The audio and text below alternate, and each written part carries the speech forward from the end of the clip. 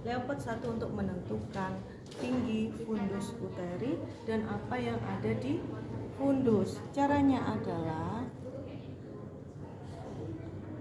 abdomen dikumpulkan ke tengah, telusuri sampai pada fundus. Lihat tangannya sampai pada fundus. Dirasakan apakah inikah kepala ataukah bokong.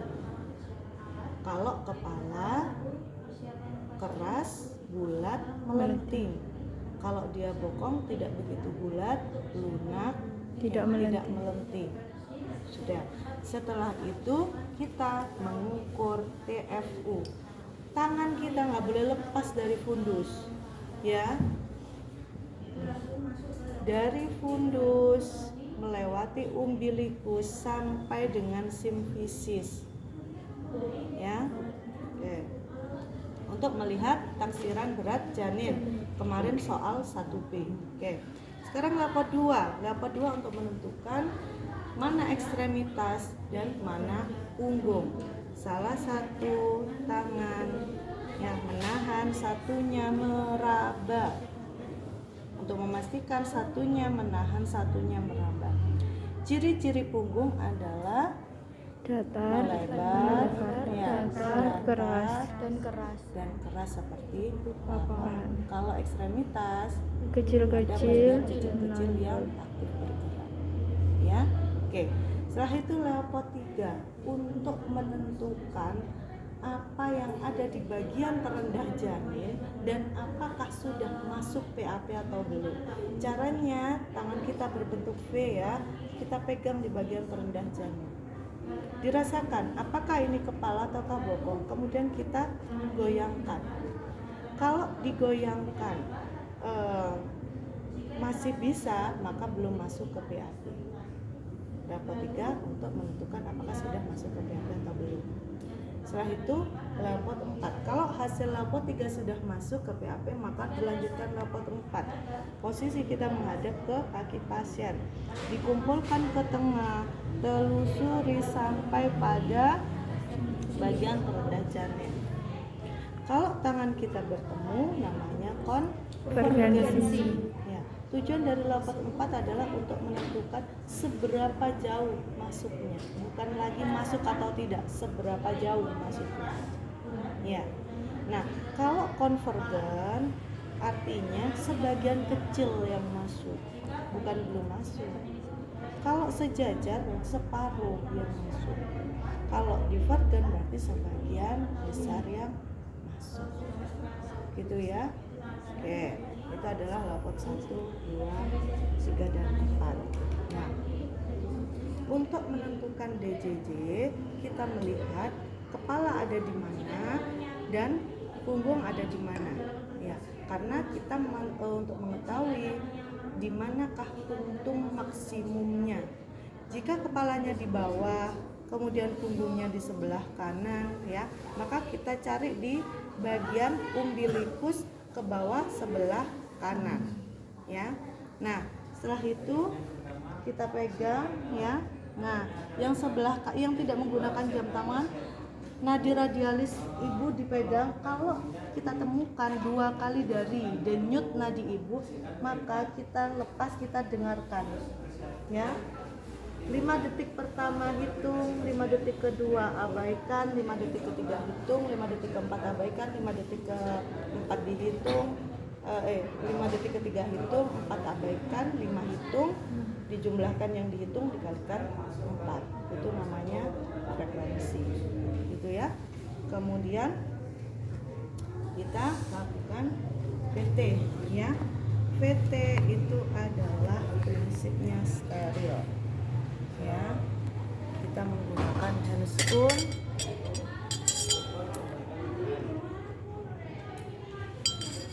prinsip sterilnya harus tidak boleh lupa.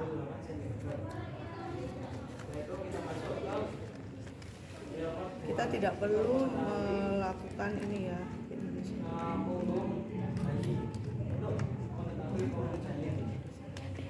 Kita tidak perlu menggunakan vulva hygiene, ya, memori untuk vulva hygiene. Kita langsung fokus pada pemeriksaan PT-nya. Nah, dilihat pada saat memasang handscoon steril, tangan saya tidak menyentuh bagian dalam.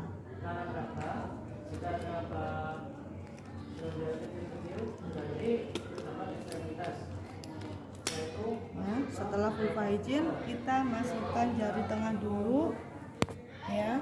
Kemudian diikuti jari telunjuk. Kita rasakan alur menuju ke serviks bagaimana. Ada enggak benjolan abnormal? Ada enggak lekukan yang terlalu lekukannya yang abnormal, sehingga nanti kita bisa mendeteksi dia bisa lahir spontan per vakum atau tidak. Kemudian diraba sampai pada porsio atau serviks, bagaimana dilatasi serviknya, pembukaan berapa, penipisannya, ya. Kemudian dilihat juga adalah penurunan kepalanya, masuk hot berapa, ya. Kemudian bagian terendah janin ini apa, presentasi apa, kepalakah, ubun, ataukah wajah, ya. Nah, kemudian apa lagi? Setelah selesai maka kita keluarkan, ya, ketubannya masih utuh atau tidak, ya. Kemudian kita keluarkan, ada enggak blood show, ya, itu ya. Nah, sampai itu selesai. Itu adalah pengukuran VT, ya. Kemudian ini saya juga kecewa untuk pengukuran panggul.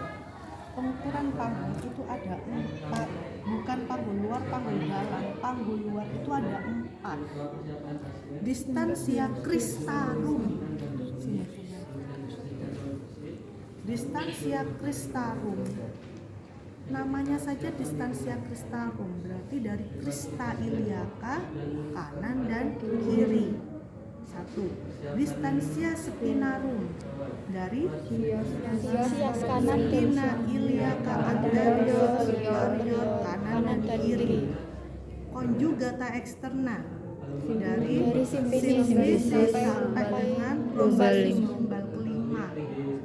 Kemudian panggul, lingkar panggul dari simfisis, bukan sias, antara sias dengan trochanter mayor. Kemudian ke prosesus lumbal kelima, kembali lagi ke antara sias dengan trochanter mayor, masuk lagi ke simfisis, ya.